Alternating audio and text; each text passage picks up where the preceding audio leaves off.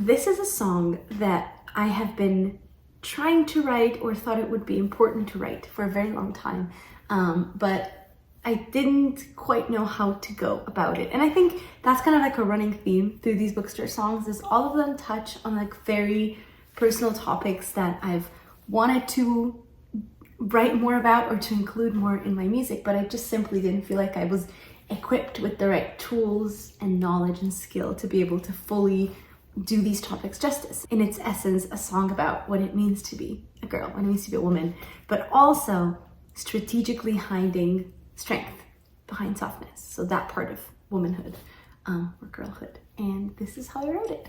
Cue the intro.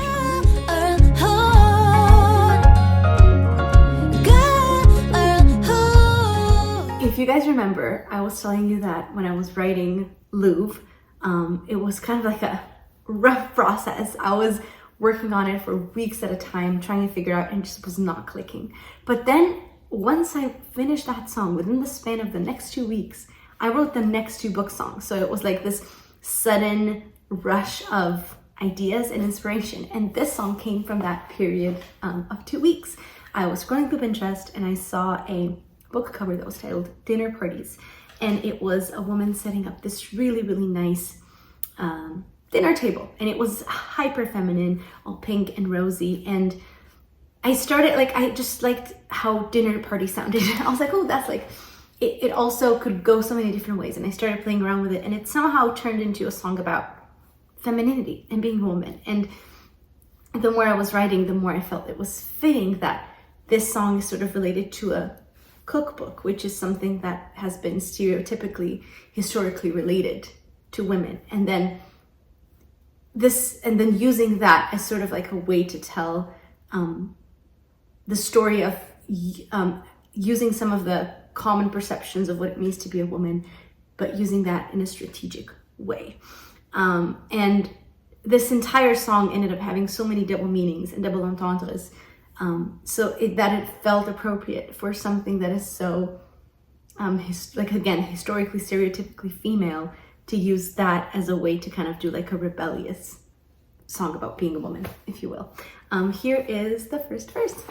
Dinner parties and a cotton candy dress, cream puff pastries and a game of chess, soft composure, calm like lilies on the pond, a hunt for closure, and an iron bond. This song starts very soft and very peaceful, talking about dinner parties and cotton candy dresses and cream puff pastries.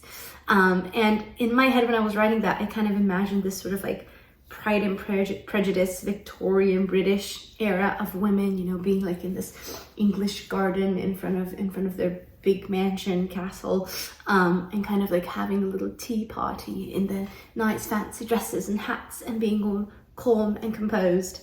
And then so you paint this picture of these soft, rosy pastels, something that is so stereotypically feminine, and then you say, and a game of chess. And that is the first sort of sign that nothing is quite as it seems, because chess is a very strategic game. It's not something you would associate with like a light, fancy tea party, dinner party. Soft composure, calm like lilies on the pond. So acting very composed and very delicate on the outside. A hunt for closure and an iron bond. So all of a sudden you go from softness and lilies on the pond to the words like hunt and iron, which are again a complete opposite to pastel pinks and cream puff pastries. A hunt for closure is sort of like a constant search for sort of finding your place in the world as a woman and defining it in your own right. And then in an iron bond, in my head, that was sort of like this unbreakable connection you have with all of the women across the world. Pre-chorus. It's delicate when it needs to be. It's a relic of her history. It's a butter knife with a dagger's blade, a sophisticated masquerade. It's long nights with bow ties. It's scheming behind doe eyes. It's a ribbon-wrapped Trojan horse. It's so.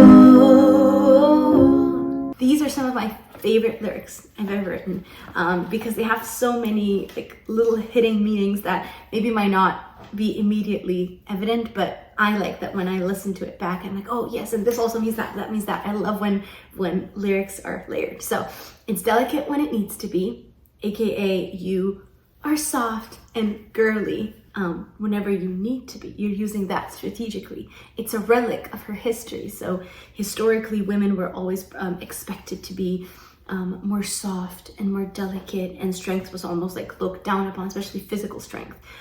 So it's something that remains from her history, but now you're using it strategically for your own advantage. Komunici is a relic of his. It's a butter knife with a dagger's blade. So butter knife, again, this idea of presenting yourself as something, but really on the inside, it's tough and it's strong and it's almost deadly. You know, it's something you should be aware of. A sophisticated masquerade. You pretend to be all composed and soft, but it's a sophisticated way of doing it. It's purposeful. It's long nights with bow ties, aka in my mind, that was sort of men in majority ruling the corporate world, and the idea of having to mingle with them and sort of suck up to them in a way, spending long nights with bow ties in this case being men in their suits, spending long nights lobbying towards them and pretending that, you know, you're falling at their knees, but really what happens next is it's scheming behind doe eyes, so you look soft and gentle and innocent, but really you're scheming in a good way. Again, strategically using softness to your advantage. It's a ribbon-wrapped Trojan horse. So it's like, let me present to you something that looks so feminine and so soft, and I'm so gentle, and I'm so very sort of incapable of doing anything on my own. Here's a Trojan horse wrapped in ribbon, because girls. Chorus.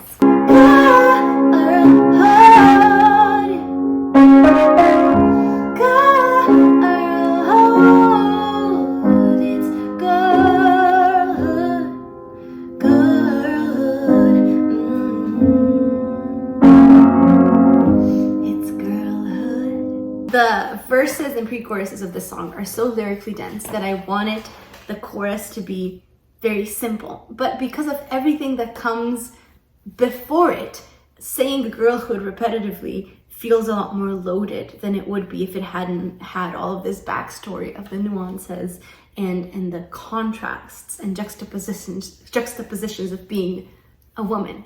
And so it almost feels like a release, but also like this entire time leading up to the chorus, you've been circling a feeling, circling an idea, and there it is in the chorus. It's girlhood, all of the complexities of it, all of the sort of ways that you, as you grow into being a woman, you kind of find your way around existing as one in the modern world. And it's all girlhood. And this song is very important to me because I have this like very soft and feminine aesthetic. But at the same time, I don't feel or am not like delicate or anything like that would be sort of maybe normally or traditionally associated with that. So that's why I felt it was really important to write a song like this. Second verse.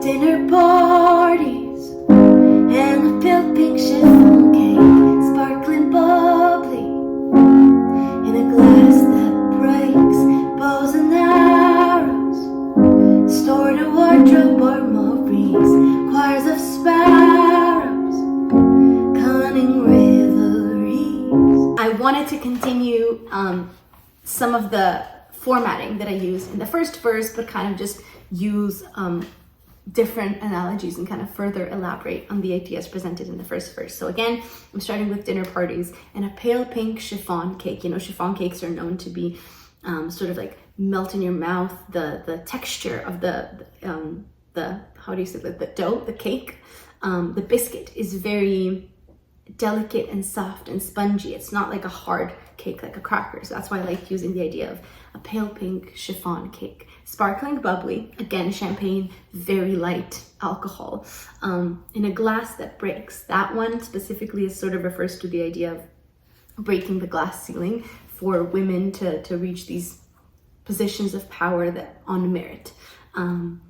bows and arrows stored in wardrobe armories. That's probably one of my favorite lines of the song, because in this case, bows and arrows kind of has a double meaning to it. It can be bow and arrow, but it can also be bow and arrow. Again, hinting at this like double meaning of strategically hiding strength behind softness. So bows, but also bows. Stored in wardrobe armories. So instead of just general armories, wardrobe, the idea of saying that there's an armory instead of a wardrobe kind of hints at the double meaning of the bows. Choirs of sparrows, cunning reveries. Choirs of sparrows refers to Sparrow the bird, who is a symbol of Aphrodite. Aphrodite is famous for being the goddess of femininity, but also she is sometimes referred to as the goddess of war, which I thought was such a poetic way to kind of emphasize this idea of strength and softness. Sparrows being Aphrodite's symbol, god of love and femininity, but also goddess of war. And then cunning reveries, again playing on the idea of, usually when you think of reveries, basically like a daydream, again soft, gentle, composed, not something you would necessarily consider as cunning or having a more complex meaning to it. Bridge. You'll never know, we'll never tell. We'll teach our daughters every spell. The secret is safe, like pearls in a shell. The feminine urge to decorate hell. You'll never know, we'll never tell. We'll teach our daughters every spell. With rubies and pearls and towers of two. There's nothing more lethal than the beautiful little food. You'll never know, we'll never tell. I came up with that when I was sort of improvising this bridge melody. And I like the idea of the experience of femininity almost feeling like a secret society type of thing, you know, something that you will only ever know if you are, when you're a woman. You'll never know, will never tell, will teach her daughters every spell. And the idea that the experience of being a woman is passed on from generation to generation. I think more or less every woman admires or sees their own mother as like a sort of a heroic figure. And there's so many things that you see how they tackle in life that you then want to incorporate and then almost build upon. And so it passes on from generation to generation. You see your mother interact with the world, with men in the world, and it's something that becomes a part of you.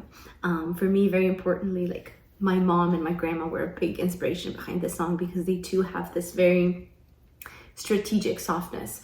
They're incredibly strong, powerful women, but you wouldn't necessarily be able to tell that if you were just looking at them and their visual appearance or their aesthetic. And so they were a big part, like big inspiration when I was writing all of this. I kept thinking about them. The secret is safe, like pearls in a shell. Again, pearl, very delicate stone. You have to be very careful if you have jewelry, like it's very, pearls are one of the most delicate pieces of jewelry you can have. You have to be very careful how you treat them. But then enclosed in a shell, shells are usually very hard and protective of this. So the secret is safe, like pearls in a shell, the secret of what it means to be a woman. And then the feminine urge to decorate hell has a lot of different sub-meanings, or I guess everyone can interpret that in their own way. For me specifically, I liked putting decorating and hell in the same sentence because they seem counterintuitive. You wouldn't think, because decoration is something, to do with like beautifying things. It seems very beautiful, I guess is the best way to put it. Whereas hell is dark and rough and negative, but decorating usually has a positive connotation to it. So that already hints at this entire song being full of double meanings. But then also I think the idea that it somehow almost always relies on the women to make the best of a situation, especially let's say in like a familial setting, where it's always the women who kind of have to take on the burden, and it's on them to make the best of the situation that they're giving, aka the feminine urge, this intrinsic quality and power that women have of decorating hell. And then again, you'll never know, we'll never tell, as well. With the rubies and pearls and towers of tulle.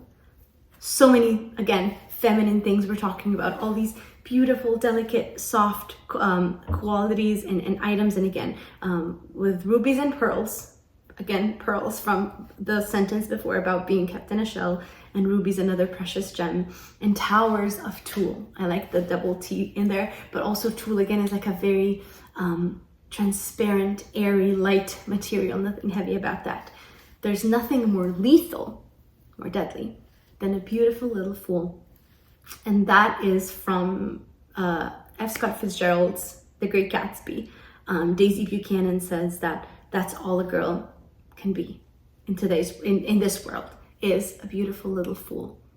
AKA, there's nothing more lethal than someone presenting themselves as such in an advantageous, strategic way. And that is what it means to be a girl, a woman. I hope you guys enjoy this song. For me, it's been so fun creating it, and it felt really, really important to write it. And I think this is one of those songs that I'll look back on in 10, 15, 20 years and be like, yeah, that was a good one. So I do hope that stays. But yeah, let me know if you guys have any questions. If not, see ya later. Bye.